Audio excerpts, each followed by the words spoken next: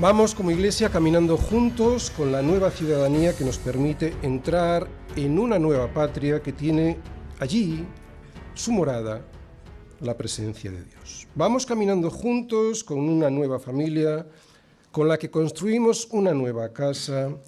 Casa, atención, que es ni más ni menos que el templo de Dios. Así es la iglesia. Y Dios le promete a su iglesia, si de verdad van caminando juntos y en armonía, que el edificio que ellos van construyendo como piedras vivas y cuya principal piedra del ángulo en la que se soporta esa casa es Jesucristo mismo, pues nos promete que Dios, que Él será, que esa iglesia será la morada de Dios. Y es importante recordarlo, porque en otro tiempo no era así. En otro tiempo, ¿recordáis? Teníamos la ira de Dios sobre nosotros. Versículos del 11 al 22.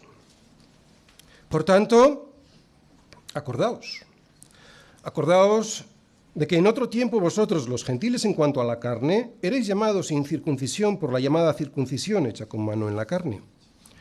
En aquel tiempo estabais sin Cristo, alejados de la ciudadanía de Israel y ajenos a los pactos de la promesa, sin esperanza y sin Dios en el mundo.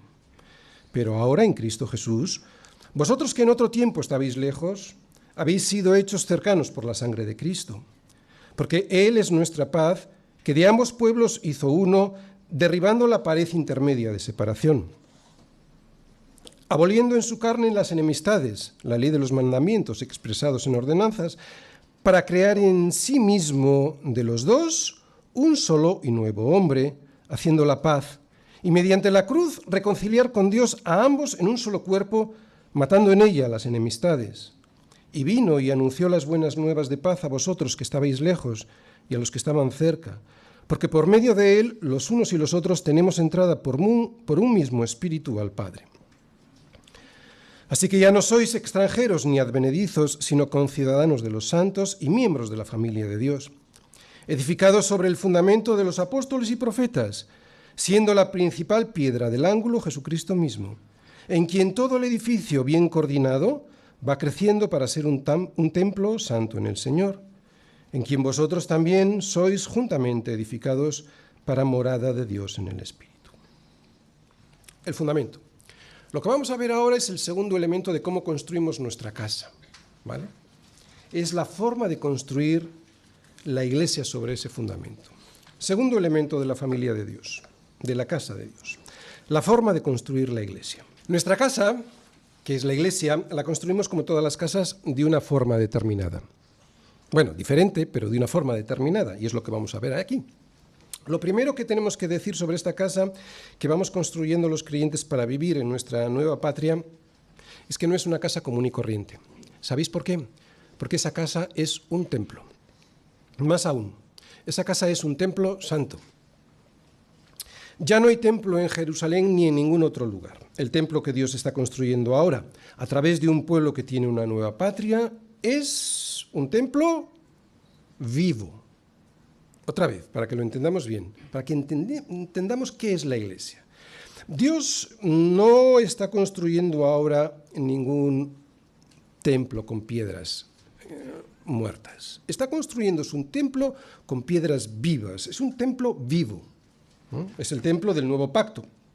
Como digo, no es un templo construido con piedras muertas, sino con piedras vivas. El templo cristiano, lo sabemos, pero lo tengo que repetir, no es este que vemos aquí, ni cualquiera de esos otros templos tan bonitos que a todos nos gustaría tener, ¿verdad? ¿Sabéis con qué está construido el templo cristiano? Con cristianos. El apóstol Pedro lo dice de esta manera. Vosotros también, como piedras vivas, sed edificados como casa espiritual y sacerdocio santo. O sea, somos piedras vivas, somos sacerdotes. Sacerdocio santo. ¿Para qué? Para ofrecer sacrificios espirituales aceptables a Dios por medio de Jesucristo. Piedras vivas que construyen sus vidas cimentadas en Cristo, una casa que no es una casa cualquiera, sino que es una casa espiritual. Son piedras que hacen la función de sacerdotes, presentando con sus vidas un sacrificio espiritual que agrada a Dios. Qué responsabilidad, ¿verdad? Eres un sacerdote cuya vida, no solo el domingo cuando te reúnes aquí, sino durante todo el tiempo, cuya vida tiene que ser un sacrificio espiritual, matando la carne. Un sacrificio que le agrade a Dios. ¡Wow! Otra vez, el templo cristiano no es este, creo que lo sabemos, ni ninguno construido con piedras muertas, sino uno construido con almas entregadas a Dios. Por eso Pedro, cuando hemos leído en Primera de Pedro, habla de sacerdotes, construido con almas entregadas a Dios, que presentan sus vidas a Dios en santidad. Esta santidad de sus vidas no solo es el sacrificio que le agrada a Dios, sino que es además el único que Él acepta después de la muerte expiatoria de su Hijo sobre la cruz. El único. Ya no hay templo con sacrificios. El único sacrificio que acepta es tu vida, muerta en la carne y entregada a Dios. Pablo le está escribiendo a los efesios y seguramente estos efesios pues tendrían un complejo de inferioridad ante los judíos y ante los gentiles. Ante los judíos porque no tenían un templo, ellos, esta iglesia, como el templo de Jerusalén.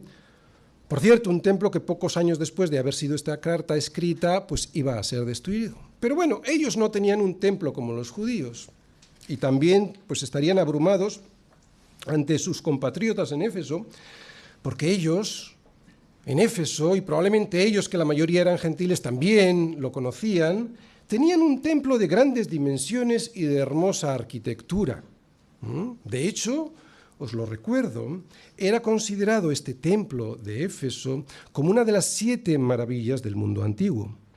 Templo que, si recordáis, estaba dedicado a Diana de los Efesios. Templo que ellos seguramente, como os digo, conocían porque la mayoría de la iglesia en Éfeso eran gentiles. Otra vez, ellos no tenían estos templos.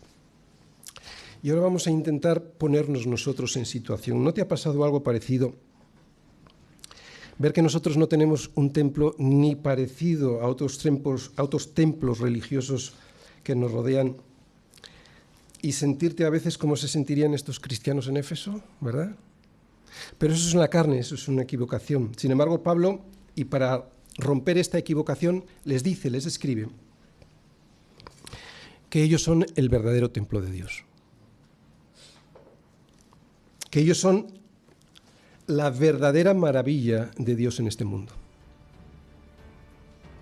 Quiero volver a hacerme a la idea de este templo de Diana de los Efesios, recordado como una de las 7 maravillas del mundo antiguo. Y Pablo les está diciendo, vosotros sois la verdadera maravilla de Dios. Esto es algo que nos tiene que servir de enseñanza y de consuelo cuando andamos pues anhelando otro sitio mejor que este, ¿verdad? Somos el verdadero templo de Dios, la verdadera maravilla de Dios en el mundo.